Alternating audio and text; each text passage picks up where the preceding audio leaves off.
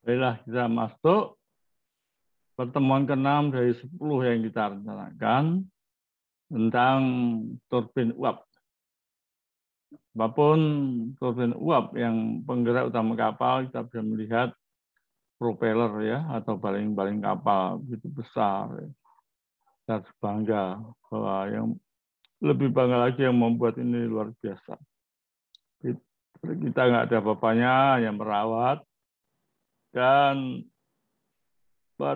ya yang membuat ini memerlukan ilmu yang canggih, yaitu tim work dari Biro Klasifikasi nasional maupun internasional.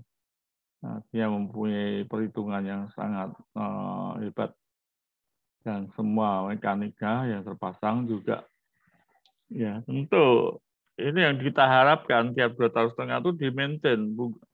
Tetapi ada SK yang mengatakan boleh 2,5 tahun tidak harus naik dock ya. Itu yang menurut saya ya, sekali lagi menurut saya adalah kekurangan kita. Hemat tidak naik dock tapi propeller jadi pitch propellernya tinggi. Ya, kecepatan kapal yang disalin dengan yang dihambat oleh marine crude tinggi. Kemudian sing anut yang untuk merawat di sekitar di sekitar propeller ini turbulensinya tinggi ya, jadi keausan lambung kapal cukup tinggi. Jadi SK itu ya bagus-bagus saja, tapi juga menambah mengurangi kecepatan berarti menambah pemakaian bahan bakar. Ya dan seterusnya ini yang kami analisa dan kita teliti. Jadi kalau ada fokus ke perawatan kapal ya 2,5 tahun harus naik dock, ganti sing anut semua, bersihkan marine crude, cek juga si jas, kemudian pastikan propeller tidak terkena gangguan sedikit pun. Itu sebagai introduksi kami untuk pengantar. Mari kita semangat pagi teman-teman semuanya di seluruh tanah air. Ya, kami ingin menyapa Anda semua, teman-teman maritim di darat, di kapal, dan lain-lain, dari Sabang sampai Merauke, dari Miangas sampai Rote, di Asia, di Jepang, Cina, Malaysia, Singapura, Brunei, ya, semua tempat-tempat yang Anda singgahi, jauh dari keluarga, ya tentu saya ingin menghibur Anda dengan sedikit sharing di dalam bedah buku ini. Oleh karena itu, bedah buku ini juga kami tampilkan beberapa pengantar, seperti adanya kapal raksasa Pertamina sudah hadir di tempat ini. Mari kita lihat yang di Amerika, di Nigeria, di Afrika, ya, nah, di Amerika Latin, Kanada, yang tidak bisa kami sebut satu persatu, tentu semua menjadi sahabat yang membuat sangat kami banggakan. Oke, selamat pagi. Assalamualaikum warahmatullahi wabarakatuh.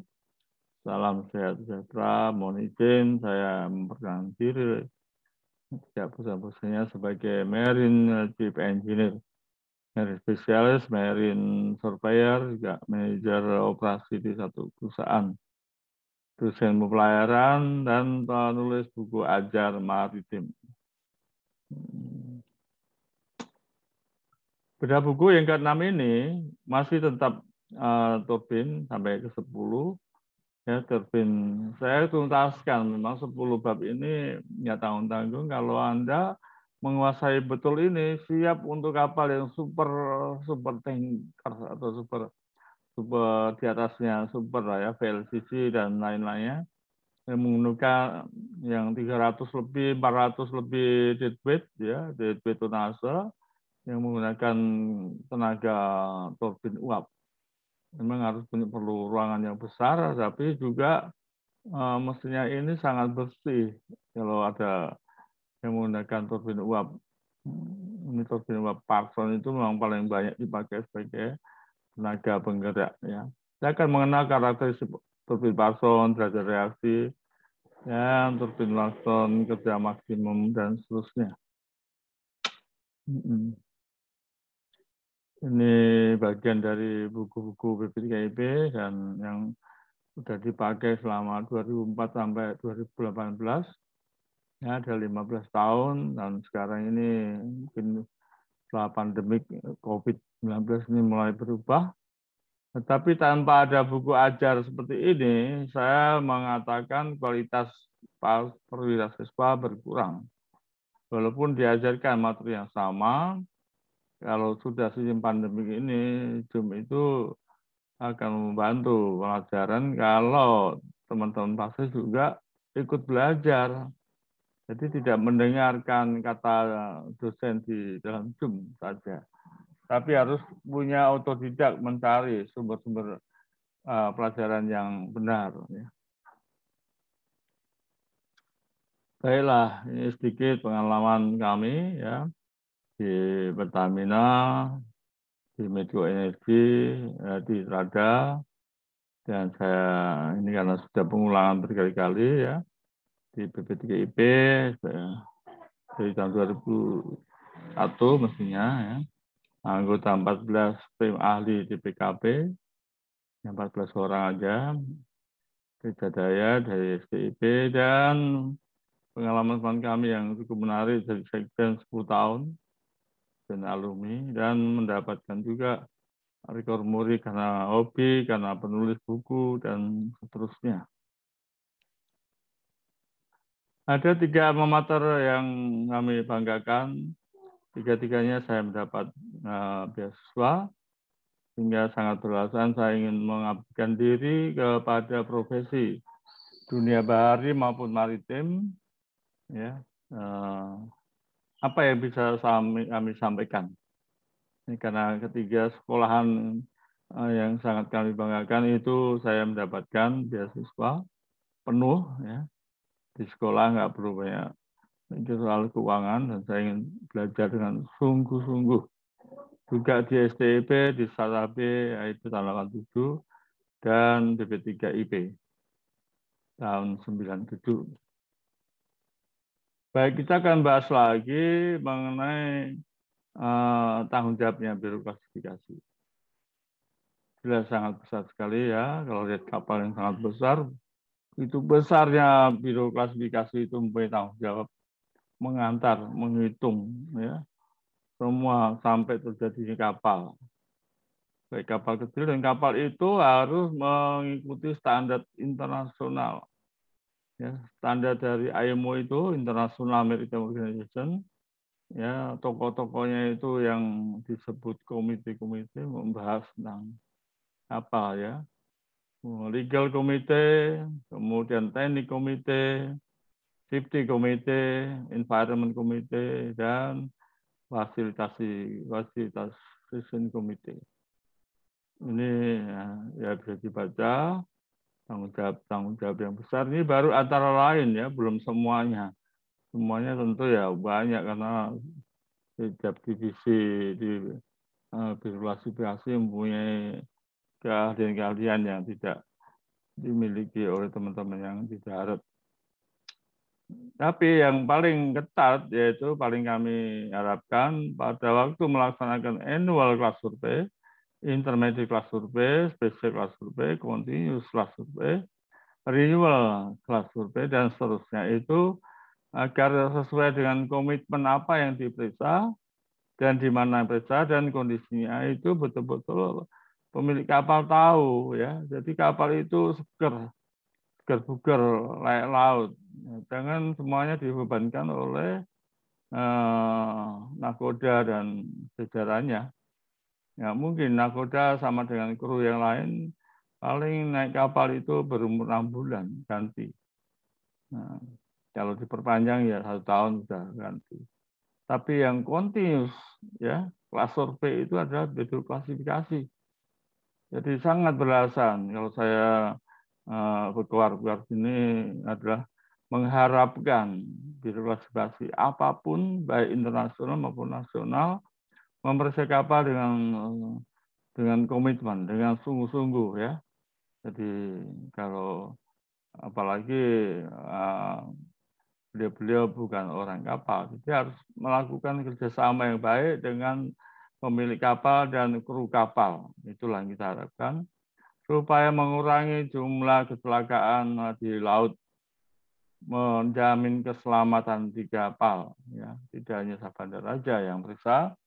Jadi semua yang mau berbicara tentang kapal, dia punya wewenang untuk memberikan penilaian atau asumsi atau hasil pemeriksaan dan usulan-usulan ya yang bisa dilaksanakan sehingga jumlah kapal yang tenggelam berkurang, jumlah kapal yang terbakar berkurang. Kalau bisa ditiadakan ya, kecuali pada saat kita berhadapan dengan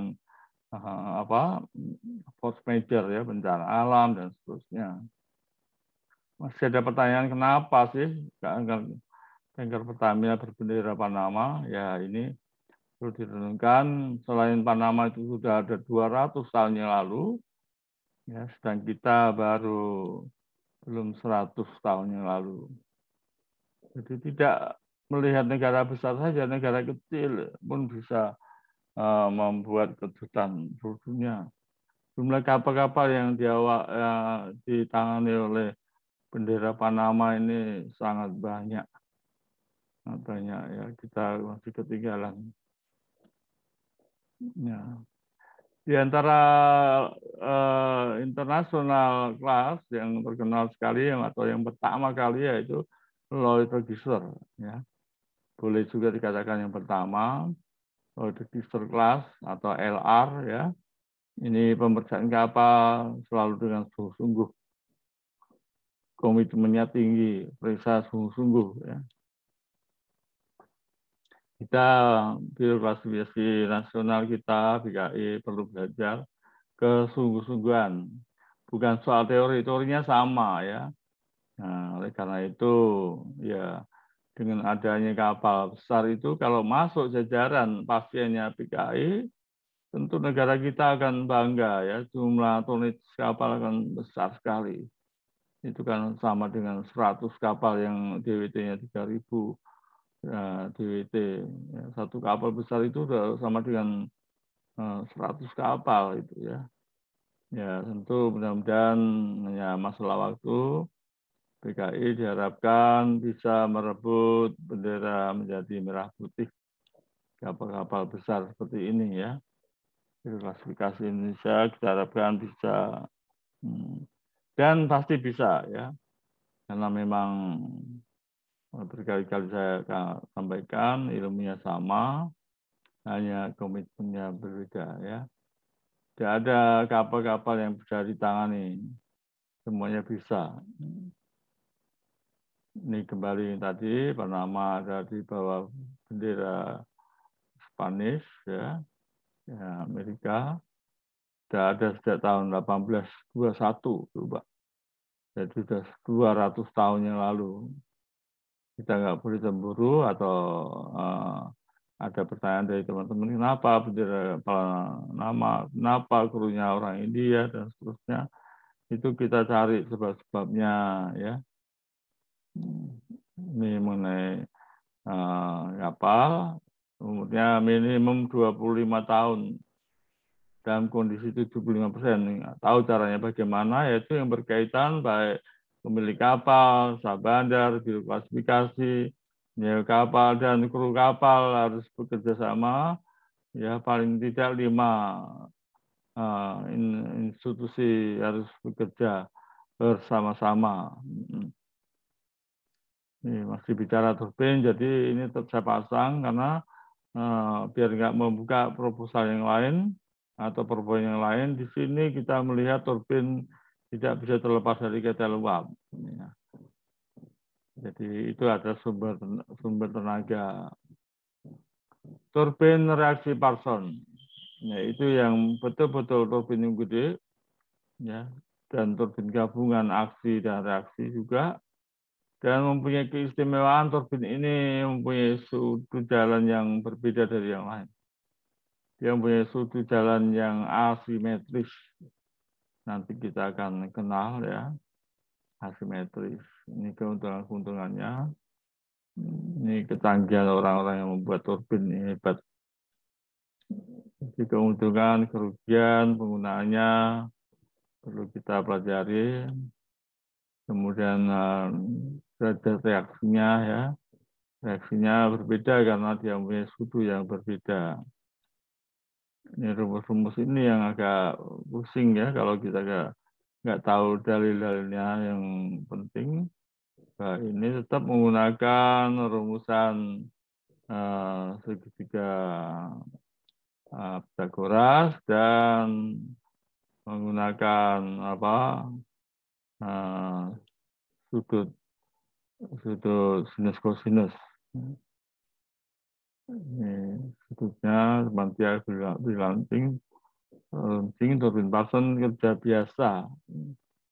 Saya pelajari kalau sudah memahami dari turbin laba, Joule dan Cortez, saya kira untuk Parsons tidak mengalami kesulitan ya.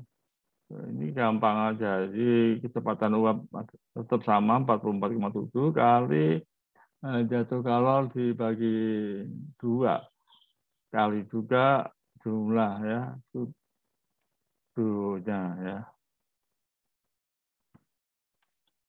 Ya kita lihat turbin yang besar. Ya tadi di bab 1-2 juga ada turbin besar yang tapi ini turbin ya sangat mulus, tenaganya besar sekali karena dari tenaga uap itu akan menghasilkan lebih efektif, nggak ada beban engkol ya, asnya lurus saja. Ini masih terpasang tentang turbin untuk kargo pump ini bisa mencapai tenaga 150. Kalau ini ya mungkin 300-an ya, 300 horsepower satu turbin ini. Baik, ini saya belum lihat ini posisi rotor, moving blade, nozzle, dan seterusnya. Jadi ini saya lihat gambar pasangnya belum muncul ini. Ya, latihan tugas dan seterusnya di gabungan. Baik, ya percepat saja. Turbin pasang dan turbin reaksi. Berbeda pengembangannya dengan turbin uap laba Joule Cortez yang disebut turbin AC dengan sudut-sudut yang berbentuk simetris. Ya, sedangkan Parsons asimetris. Jadi nggak muncul di mana dia. Bekas yang baru dan seterusnya. Lebih dari 10 unit baris sudut jalan yang masih belum satu rumah turbin. Oke, kita menikmati kata-kata mutiara dari Pak Herman Cohen ya, pebisnis dan penulis Amerika Serikat yang terkenal dengan sukses bukanlah kunci kebahagiaan. Kebahagiaanlah kunci menuju sukses. Jika Anda mencintai apa yang Anda kerjakan, menjadi orang yang sukses. Ya, baik, ini sangat bagus. Untuk yang dimaksud adalah